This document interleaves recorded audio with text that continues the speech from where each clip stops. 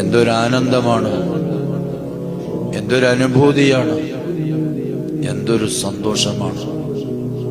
മുഅ്മിന് മാത്രം ആസ്വദിക്കാൻ പറ്റുന്ന ഒരനുഭൂതി.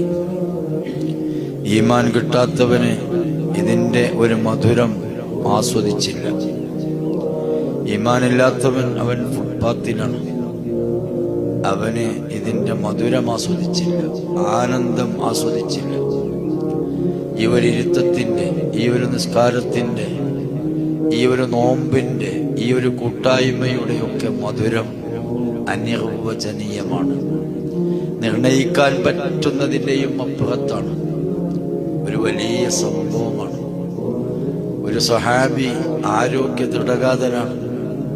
മറ്റു സ്വഹാബത്ത് തീപ്പൂട്ടാനില്ലാത്ത, ഒരു നേരത്തെ ഭക്ഷണത്തിന് വകയില്ലാതെ മുണ്ട് മുറുക്കിയെടുക്കുന്ന ആ കാലഘട്ടത്തിൽ